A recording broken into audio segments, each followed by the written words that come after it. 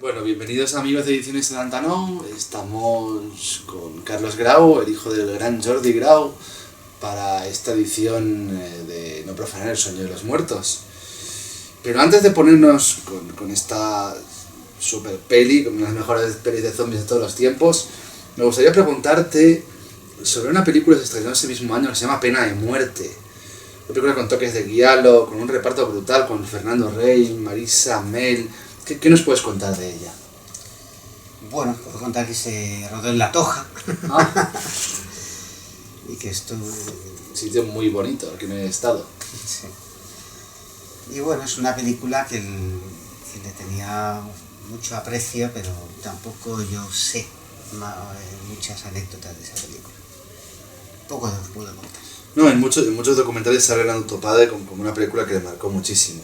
Que hablábamos en el otro extra que hicimos para Ceremonia Sangrienta de la trayectoria, de que el terror queda un poco de lado, era un poco accidental. Y muchos hemos llegado a Autopade por el terror. Eso es lo curioso de una trayectoria, aparte de un cine tan diferente. Y un poquito de allí es otra vez, como te pregunté la otra vez, ¿cómo va a parar tu padre a no profanar? De venir de este tipo de cine de autor, ¿cómo va a parar una película de zombies?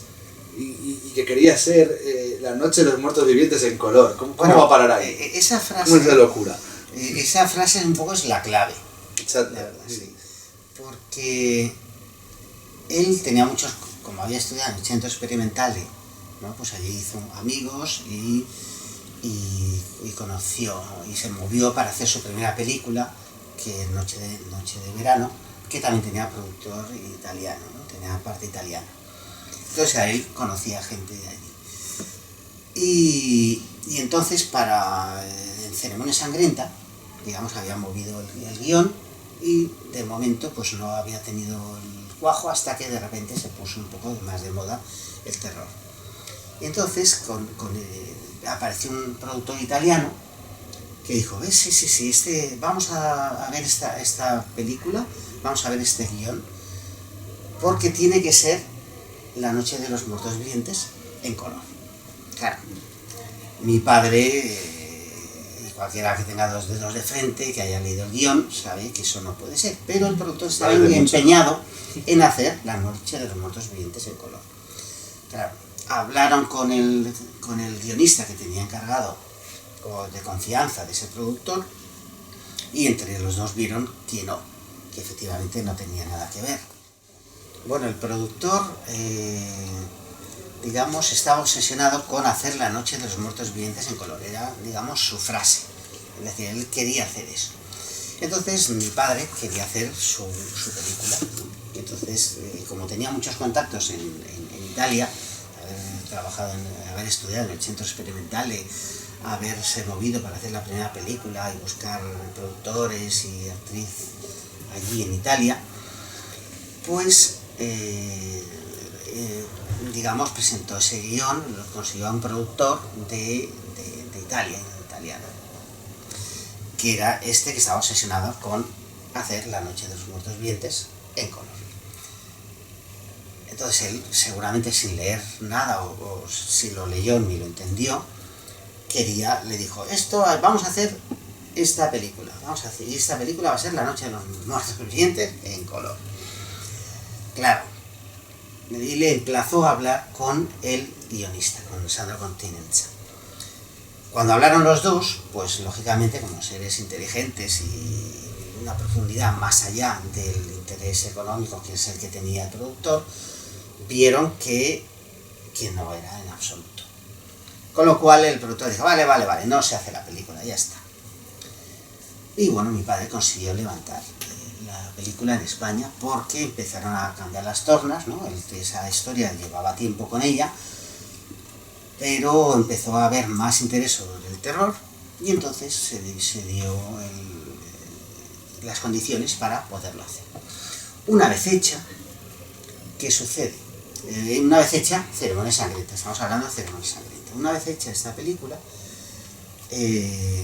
apareció, como había hecho esa película de terror, ya era película de terror, y habían tenido esa conexión previa, apareció el productor en Barcelona, le invitó a comer y todo esto, y le enseñó el guión diciendo, esto es La noche de los muertos vivientes en color. Mi padre cogió, por respeto y por educación, el guión, y lo leyó. Cuando lo leyó le gustó y le encontró interesante, le encontró este fondo ecologista que tiene, encontró muchos elementos con los que él se sentía cómodo y que podía, digamos, aportar. Entonces le fue entrando ahí en la película y por ello se la hizo suya y fue aportando cosas además pero no cosas ya tanto sobre el guión, sino sobre la historia al rodar. En el rodaje fue, por ejemplo, la secuencia donde sale una mujer haciendo un streaking. Sí, justo al principio de la película. Al principio de la película, no es ningún spoiler. Pues... Me parece que no tenga importancia, pero claro, no deja de ser una crítica. Claro, es una crítica. Exacto, sí, claro, por supuesto. Y eso, precisamente, hablábamos de la censura, es uno de los planos que quitaron en la primera versión que se estrenó en España. Más adelante ya eso se suprimió. Sí, correcto, pero si no estoy... Me parece que el protagonista de la película se lo mira y le da como igual, ¿no? Sí. Es el pasotismo de bueno, ¿no? Era una sociedad, pues, enferma. Sí. Y entonces, pues, por eso le llegó este proyecto, vinculado con Ceremonia Sangrienta y con su experiencia en cine de terror, a través de esa película, y entonces su conexión con el fondo que le vio. Porque más allá de terror, él vio que podía hacer una historia donde era un drama de, como él lo ha contado, como una especie él ha contado también que según la iba viendo en estos homenajes, ¿no?, pues iba entendiendo más cosas de la propia película que él a lo mejor no había sido consciente. Es decir, él había dirigido la película y había cogido elementos, muchos por intuición. Por hacer suya la película y por creer en la película. Sí, claro. Le contamos algo que solo hacía las películas que le apetecían. Claro. Que eso lo dicen muchos, pero lo hacen pocos. Sí, es de las pocas películas donde el guión original no parte de él. Entonces, un poquito con lo que nos estás diciendo, claro, es que nos decías de las reacciones humanas. El zombie de tu padre es un zombie que padece, que está sufriendo. Es un zombie que parece que es autoconsciente de su condición. Aparte que me parece una genialidad, este es súper novedoso, porque era el zombie de Romero, es un zombie reanimado que va por carne humana y ya está, no es consciente de nada, es una máquina de matar que va recto. Estos sufren, padecen, jadean. ¿De dónde sale todo esto? Porque no es, me parece, luego lo hemos visto 40.000 veces, y lo hemos visto 40.000 veces, sobre todo del 2000 para acá. ¿De dónde sale? ¿Sabes de dónde sale esto? ¿Es obra de tu padre también? ¿Eso estaba en el guión? Bueno, no sé si estaba en el guión. Lo que sí sé es que él conectaba con ese drama, digamos. A él lo que le interesa son los dramas humanos, ¿no? Y entonces él no va a contar una película de zombies, de un zombie que no conoce. Aquí los zombies son personas que las has visto que tienen una historia previa. Y esa historia previa cuenta, tanto anteriormente cuando le conocían, a ese personaje que le hemos visto actuar antes de ser zombie, como una vez que es zombie, su historia previa también cuenta con su forma de ser zombie. No desaparece su personalidad, no se borra totalmente, tiene una cierta, no sé si consciencia, pero sí una cierta presencia, su forma de ser previa, es decir, su personaje. En relación a la pregunta que te acabamos de hacer, el gran George Romero decía precisamente de los zombies de tu padre, cuando le preguntaban, decía algo muy curioso. ¿Lo podrías compartir con nosotros? Bueno, era precisamente esto, ¿no? Es decir, que él decía que sus zombies eran anónimos, ¿no? Que eran seres... El padre del género, que sí, inventa el zombie. Que inventa el zombie. En la película, la gran película de zombies, ¿no? La primera gran película de zombies, ¿no? Sin duda lo es. Admite que sus zombies son seres anónimos, ¿no? Que digamos dan un miedo genérico, mientras que el zombie de No profanar el sueño de los muertos son zombies individuales con una presencia Sí, con una fuerza de personaje, sí, brutal, sí, sin duda. Que cada uno es cada uno, es decir, no ves uno y ya ves el que se levantan y si no es uno es otro, no, cada uno sigue siendo ese zombie que transmite el personaje más allá, ¿no? Más allá de la vida. Nos has hablado de tu padre, cómo le dio capas extra al guión, contando la historia a través de la imagen, un guión filmado por Sandro Costinense y Marcelo Cosia, pero ¿tu padre retocó el guión o solo jugó con la imagen? Jugó con la imagen para ampliar la historia, el guión se mantuvo intacto, era exactamente la misma historia. Vamos a ver, todas las películas que yo conozco hechas por mi padre, los guiones van transformándose mientras se hacen, correcto, todos. Entonces esto no sería una excepción. Yo no tuve, digamos, era muy joven entonces, ¿no? Un niño, y entonces pues no soy consciente de cómo intervino, pero seguro que sí, seguro que intervino en el guión, que seguro que intervino en diálogos, seguro que intervino en imágenes, por supuesto, y en sensaciones, está claro, ¿no? Es decir, él cuenta cómo pudo, digamos, dar imagen a un miedo de pequeño, un sueño que tenía de pequeño, que es que los muertos le venían y le querían agarrar por los pies, ¿no? Entonces eso en la escena de la cripta es lo que él hace, ¿no? Entonces eso no viene en guión, como es una imagen dentro de una situación.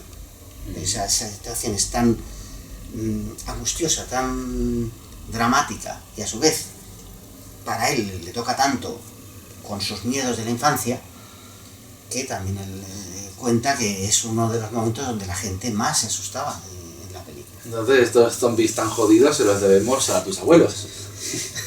Porque claro, nos han asustado a generaciones, porque es una de las películas, como te comentaba antes fuera de cámara, que los zombies dan miedo. Bueno, a los abuelos o a las circunstancias. Ten en cuenta que mi padre nació en el 30. Correcto. Y vivió la guerra. Exacto. Y tuvo que huir... En el Raval, claro, ¿no? Además. Bueno, sí, y tuvo que huir de Barcelona, luego volver a Barcelona, es decir, vivió cerca de la Modelo, luego ya en Canuda. Sí, una situación bastante más jodida, sí, que no el cine de terror, sí, desde luego. Ya yéndonos un poquito más al presente, no, pero al año 81, muchos de nosotros, yo ya lo he visto un poquito más mayor, pero el gran programa de Checho Ibáñez Serrador, Mis Terrores Favoritos, y ese día él y tu padre hicieron una presentación que impactó a todo el país y que les dejó pues acojonados. ¿Y tú qué recuerdas de ese momento mágico del terror en nuestro país? Pero realmente mi padre era un cachondo.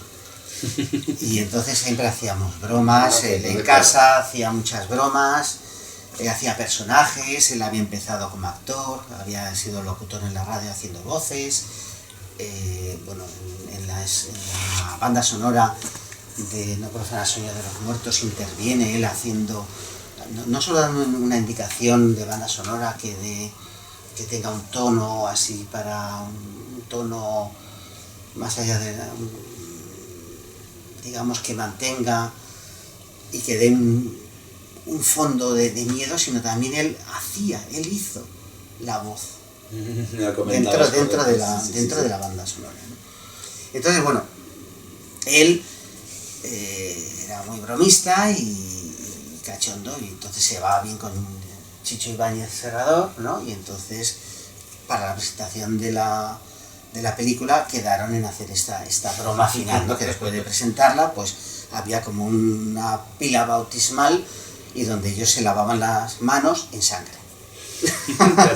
Claro. Y luego ya pusieron la película, ¿no? Que fue allí donde irrumpió como éxito en España, puesto que previamente había pasado bastante desapercibida. ¿Se pudo ver en cines en España esta película? Sí, pero duró poco. Correcto. Que estaba en el momento de la muerte de Franco y... Estamos otra vez con el tema de la censura, exacto. Porque es una película con escenas potentes, bastante potentes. tenemos que olvidar siempre de que existía la censura. Ahora hay autocensura, pero antes había unos señores que los desnudos, la escena de sangre, o que se metían con la iglesia o otra historia, lo censuraban todo. Aquí también supongo que tu padre hizo de más y de menos para poder sortear a estos señores. Bueno, como esta película Era una era producción, sí, pero para poder se estar en hacía mucho España. en Italia y tal, pues yo creo que en España no llegó a ser tocada por la censura ni a tener ningún problema por la censura más allá. Ya un poquito lo que te lo he preguntado en Ceremonia Sangrienta. Si Ceremonia Sangrienta es famosa, esta es la hostia. Esta ya es la película más famosa de tu padre de calle, la que más menciones ha tenido, la que más premios ha tenido, más homenajes en festivales por todo el mundo. Es la joya del cine de zombies, no español, a nivel mundial, de las mejores películas de la historia, reconocida por crítica y público. Él era consciente de lo que estaba haciendo en ese momento, de que esto iba a ser un mega boom como el que fue, porque esto, claro, ha ido creciendo. En el 81 esta ya era muy top, cuando el fantaterror no era ni autoconsciente de sí mismo. Eso vino después. Esta película ha trascendido todo el movimiento del fantaterror. Esto es una obra cumbre del terror universal. Él sabía lo que estaba haciendo, realmente fue rápido. ¿Cómo fue la reacción a esta película? ¿Fue como el Ceremonia Sangrienta que vino más tarde o ya tuvo un reconocimiento desde el primer momento? No, más tarde. También vino más tarde, es decir, él hizo la película, se fue a Manchester, a Inglaterra y a rodarla y muy bien, pero luego yo me acuerdo de la decepción del estreno, ¿no? Que había muchas esperanzas puestas en la película, es decir, él estaba muy contento con la película, pero me acuerdo ese estreno que nos dejó un poco así, bueno, pues habrá que hacer ya el siguiente proyecto, ya pensar en el siguiente proyecto, ¿no? Hasta, en España por lo menos, por lo visto la crítica tampoco fue muy buena, y digamos, la nueva vida la cobró precisamente con mis terrores favoritos de Chicho Ibáñez Serrador, donde pues en la película hay esta presentación cachonda de la sangre, que bueno, es anecdótico, ¿no? Sí, es anecdótico, pero nos acordamos mucho. Pero lo fundamental es la película, y ahí se pudo ver. Bueno, seguramente el público de los 80 ya estaba más preparado para ver eso, ¿no? Pero ver una película más profunda. Igualmente, claro, tu padre siguió haciendo películas, ya el terror no volvió nunca más. Pero hay alguna razón de la que no volviera el terror. Seguramente fue porque no le llegó el guión apropiado, pero por lo que nos has contado, hacía lo que le interesaba. Cuando veía una película se la hacía suya, la rodaba, si no, no era así. ¿Por qué no volvió nunca más al terror? ¿Porque no hubo ofertas o simplemente porque él las desechó porque no le interesaba? Bueno, él generaba sus proyectos, es decir, estamos en una escuela, la escuela europea, donde el director es el autor, ¿no? Es guionista y autor, ¿no? Entonces él hacía sus propios proyectos. Entonces es raro el que le lleguen proyectos. Ya fue extraño que le llegara el No profana el sueño de los muertos, ¿no? Pero las circunstancias se dieron y lo hizo y la hizo suya y fue fabuloso. Pero luego él no, digamos, quiso nunca hacer un nuevo proyecto de terror. No es que no quisiera, es que no se planteó como proyecto propio. Y evidentemente no le llegó uno de entidad suficiente para poderlo hacer. Es decir, no es como que cuando hay un éxito pues, se busca repetir el éxito, pero como esta película, cuando se estrenó, no fue éxito.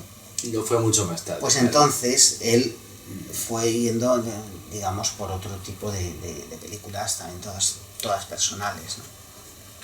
¿Qué películas podrías destacarnos de esa época para la gente que nos está viendo? Bueno, tenemos una muy bonita que es El extranjero, de la calle Cruz del Sur. Ah, sí, claro, por supuesto. Que es donde sale Gabino Diego y José Sacristán. Que no tiene nada que ver, claro, No, es esta historia, claro. Es una historia, digamos, personal, en Macoen también. Correcto, César sí. Gimpera. Es decir, es una historia más cercana a una historia de amor, digamos. Son triángulos amorosos, historias personales, de comecocos interiores, ¿no? y de dudas entre dónde vives, en Madrid o en Barcelona. Es decir, es un proyecto muy personal y a su vez divertido. Ahora te voy a preguntar algo no sobre tu padre, sino sobre ti. Pero claro, esto... Tú también eres cineasta y escritor.